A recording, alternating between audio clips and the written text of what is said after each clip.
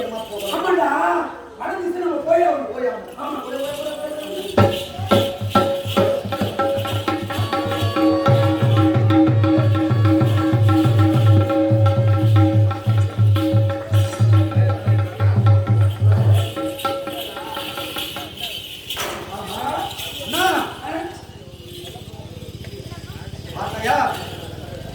இது என்ன இது?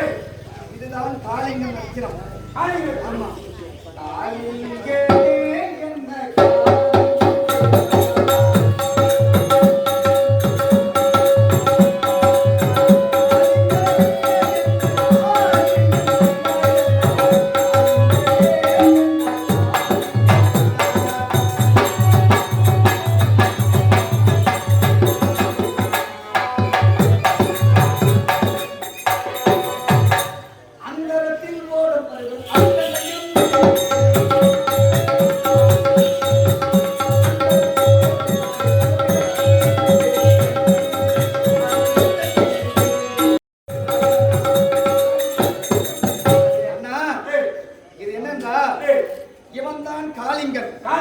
இந்த காளிங்கன் யார் எப்பேற்பட்டவன் தெரியுமா?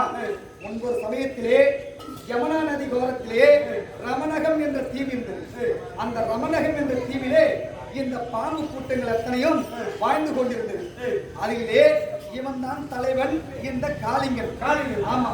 அப்பொழுது கெரடன் அந்த ரமணக தீவு வழியாக வந்தான். பார்த்தால் இந்த பாம்பு கூட்டங்கள் அத்தனை பேருக்கும் பாலு முட்டை அத்தனையும் வைத்து படைத்துக் கொண்டிருந்தார்கள்.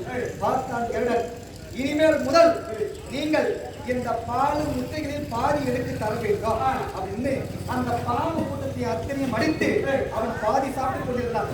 அப்பொழுது இந்த காளிங்கன் என்ன செய்தான்? அடே, இவனுக்கு ஏன் நம்ம தர வேண்டும், இவனா நம்மளா பார்க்கலாம் என்று இந்த காளிங்கனும் கருடனும் சண்டையிட்டார்கள். போரிட்டு அந்த கருடனிடம் இந்த காளிங்கன் அடி உதப்பட்டு முடியாமல் ஓடி காளிகாமடுவுக்கு பழங்கலாம். இந்த காளிகாமடுவுக்கு அந்த கருடன் வரமாட்டான். ஏனென்றால் முன்னொரு சமயத்திலே சௌபல முனிவர் என்பவர் இந்த காளிங்க முடிவிலே தியானம் செய்து கொண்டிருந்தார். அப்பொழுது இந்த கருடன் இந்த காளிங்க மடு ஓரமாக வருமானம் வந்தால் இந்த காளிங்க மடுவிலே இந்த மீன்கள் எல்லாம் மீண்டு கொண்டிருக்குமா. இந்த மீனெல்லாம் பிடுங்கி சாப்பிட்டு விட்டு முள்களை அந்த மேலேயே போட்டு விடுவானா கருடன். அப்பொழுது இந்த முள்ளோட வாழை பட்டு அந்த சௌபல முனியின் தாகம் தடபட்டு விட்டது. ஆமா, இது யார் செய்தார் என்று நாணயத்தில் அறிந்து பார்த்தானா சௌபல முனிவர். அப்பொழுது பார்த்தால், ஆஹா, கருடன் இந்த வேலையை செய்து விட்டனா. அடே கருடா, என்றாவது இந்த காளிங்கா மடுவும் பக்கம் நீ வந்தே ஆனால் உன் சிரமானது 1000 சுக்கராக போயிடும் என்று சௌபல முனிவர் அந்த கருடனுக்கு சாபம் எடுத்து விட்டார். ஆகியனால இந்த காளிங்கன் இந்த மடுவுக்கு வந்து புகுந்தான். இவனுக்கு ஆகாரம் பசிலாம் எடுத்துருமா? இவன் இந்த காளிங்க மடுவிலிருந்து வந்து பார்ப்பானா என்று வாயத்திருப்பான். அதாவது பல கிலோமீட்டர் தூரத்தில் இருந்து பறக்கும் பறவைகள், பட்சிகள், மனிதர்கள், விலங்குகள் அத்தனையும் வாயில் வந்து கொண்டு கொள்ளும். ஆமா, இதுதான் இவனுக்கு முன்னும் சாப்பாடாக இருக்கின்றது. இவனுடைய காளிங்க நத்தினம் ஆடவே இந்த வடதிசைக்கு அம்மா நம்மளை வரக்கூடாது. ஏனென்றால் சென்றால் இந்த காளிங்களுக்கு சென்றால் பயணத்தில் இருக்கு ஆபத்து ஏற்படுகிறது என்று அம்மா நினைத்தார்கள். இப்போது இவர்கள் மனைவிமாரிடம் நாங்கள் கத்திக் கொண்டிருக்கின்றார்கள். என் கணவர் செய்தது தவறுதான், என் கணவரை உயிரோடு விட்டு விடுகிறது. இந்த காளிங்கனுக்கு இப்ப இருக்கிற சர்வநாட்டுள்ள நாகங்களாம் 3 நாகம் இருக்கின்றது. ஆனால் இந்த நாராயணனுடைய பாதம் இந்த நாகத்தின் தலையில் பட்டதனால் நாமங்களாக இன்று முதல் நாமங்களாக இதற்கு நம்ம காட்சி கொடுக்கின்றோம். இப்பொழுது இந்த காளிங்கனை அதோ தெரிந்து பார்த்தாயா சமுத்திரம், இந்த சமுத்திரத்தை தூக்கி எறிகின்றேன். இவர்களுக்கு உயிர் பெற்று நான் தருகிற தூக்கி எறிவார்.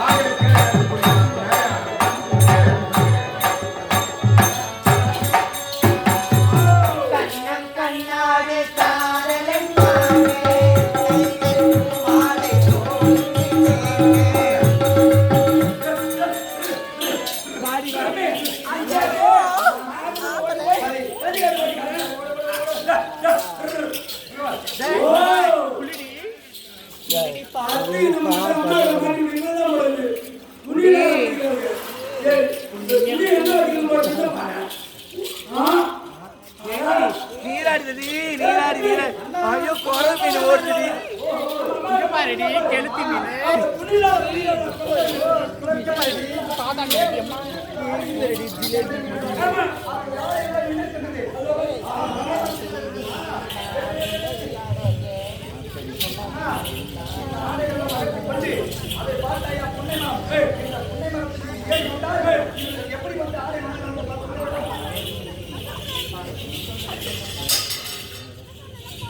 கேண்டி நேரமாகி விட்டு போகலாமா வாங்க போடுவேன்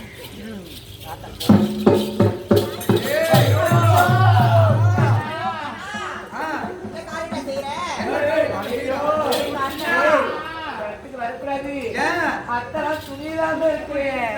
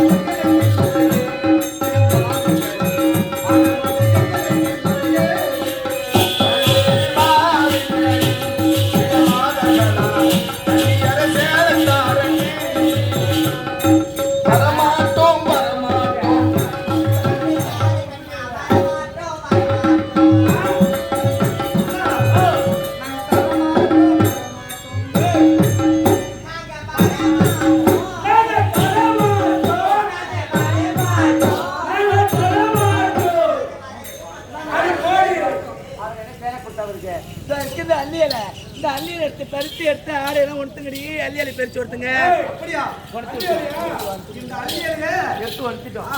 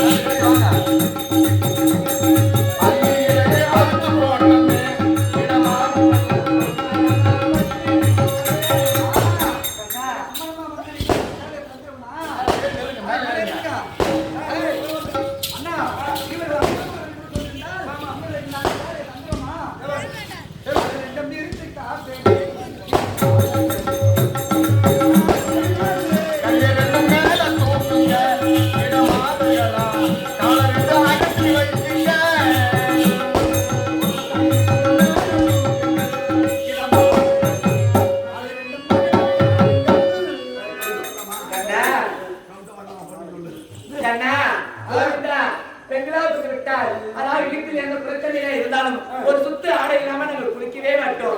இதே கண்ணமேல சத்தியம் வரலாம சத்தியம்.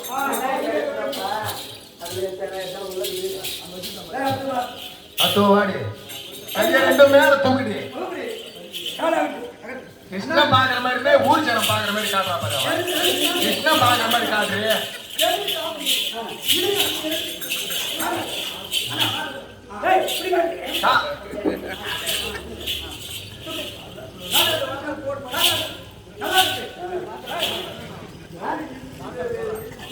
கோவிந்தான்னு சொல்லு. கிருஷ்ணா கோவிந்தா என் சேலையை கொடு. இனிமேல் இந்த தவறு செய்ய மாட்டேன். கொடு. ஓடு ஓடு ஓடு. கோவிந்தா ஏய் கோவிந்த் எப்படி பாப்பான்? கிருஷ்ணனும் பார்க்கணும் ஜனமும் பார்க்கணும் அது மாதிரி காட்டுறீங்க. கோவிந்தா கோவிந்தா கண்ணா கண்ணா நாங்கெல்லாம் செய்யும் தவறு நாங்கெல்லாம் செய்த தவறு பெண்களா பிறந்தாலும் பெண்களாக பிறந்தாலும் குழந்தைகளை பிடித்தாலும் வீட்டுல பிடித்தாலும் ஒரு சுற்று துணியாவது என் அங்கத்தை மறைச்சு குடிக்கிறேன். இது கண்ண மேல சத்தியம் பழைய மேல சத்தியம். புடவை கொடு அடுத்த வாடி.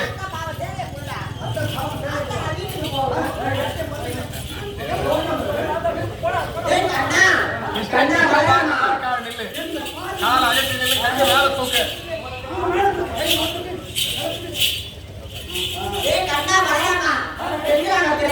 கும்பிடு கும்பிடு. கோவிந்தா நாங்கள் இனிமேல் நீராட மாட்டோம். சேலையை கொடு. எப்பொழுது நீராடினாலும் ஒரு சுற்று ஆறு நிலையை அணிந்து கொண்டு நீராடுவோம். இது போல் தவறு எங்கள் அவரை செய்ய மாட்டேன். சத்தியம்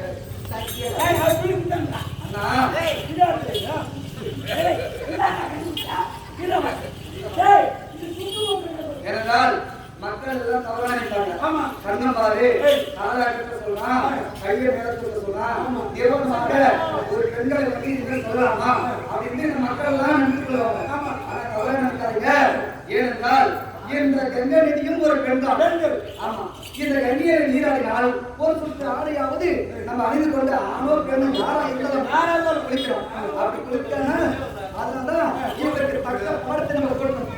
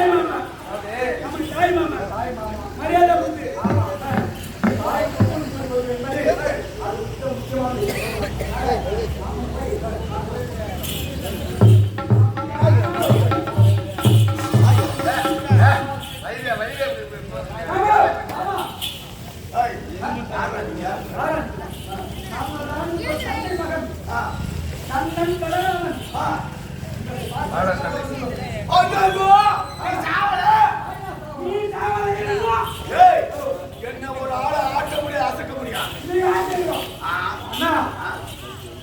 ஆமா, உங்களுக்கு பிடித்த தருகின்றோம். தாத்தாவை சிறையில் வைத்துக் கொண்டிருக்கிறோம். அம்மா சின்ன பொடிதான் பாக்குறேன். ஆளை போய் சொல்லி கரகரம் கட்டாச்சு வந்த ஆளு.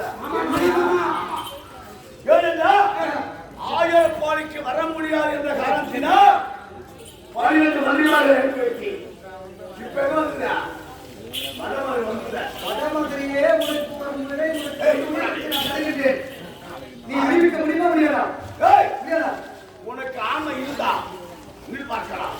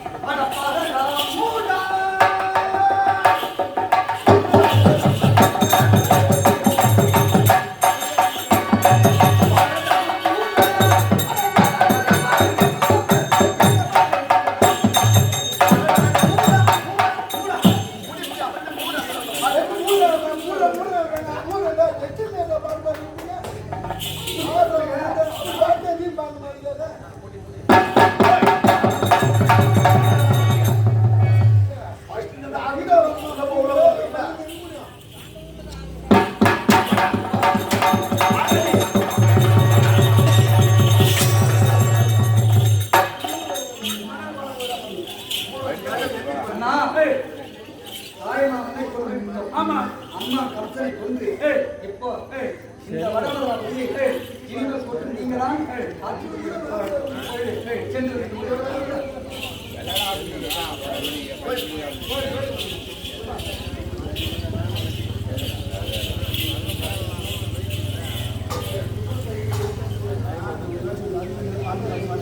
பேரன்பு கொண்ட பெரியோர்களே, தாய்மார்களே, நாடக கலாநிதி பெருமக்களே, விழுப்புரம் மாவட்டம் வானூர் வட்டம் எறையூர் கிராமம் ஸ்ரீ முத்தமி நாடக மன்றம் நடத்திய நாடகம் இன்றிரவு நடைபெற்ற நாடகம் கிருஷ்ண லீலை அல்லது கம்சன் வதை என்று சொல்லக்கூடிய ஜலக்கிரீலை என்றும் சொல்லுவார்கள். என்று சொல்லக்கூடிய நாடகம் இத்துடன் நிறைவு பெறுகிறது. இந்த நாடகத்தை ஆடின பேரும் பாடின பேரும் கண்ணால் பார்த்தவர்களும் காலால் கேட்டவர்களும் சாலோக சாமீப சாரூப சாமீச்சுவர் சொல்லக்கூடிய 4ஆம் பகுதி அடைய வேண்டும் என்று எங்கள் இஷ்டபுர தேவதை நாராயணனை வணங்கிக் கொள்கிறேன். மேலும் இந்த புனித மேடையிலே புண்ணிய பூமியிலே ஓரிரவு நாடகம் நடத்த வாய்ப்பு அளித்த நம்முடைய தர்மகர்த்தா குப்புசாமி ஐயா அவர்களுக்கும் அவரை சார்ந்த விழா குழுவினருக்கும் மற்றும் கிராம பொதுமக்களுக்கும் எங்கள் எறையூர் முத்தமி நாடக மன்றத்தின் சார்பாக நன்றியை தெரிவித்துக் கொண்டு மேலும் நாளையும் நாளைய மறுநாளும் அதாவது திங்கட்கிழமை செவ்வாய்க்கிழமை இந்த 2 தினங்களும் எங்களுடைய நாடக கம்பெனி இதே மேடையிலே நாடகம் நடத்த வருகிறோம் என்று கூறிக்கொண்டு உங்களிடம் பிரியா விடைபெறுகிறோம். அறுசுவை உணவு அன்போடு பரிமாறி அன்பளித்தவர்களுக்கும் ஒளி அமைப்பு மிக சிறப்பாக செய்து தந்த ஒலிபெருக்கி நிலையத்தாருக்கும் எங்கள் நன்றி தெரிவித்துக் கொண்டு உங்களிடம் பிரியா விடைபெறுகிறோம்.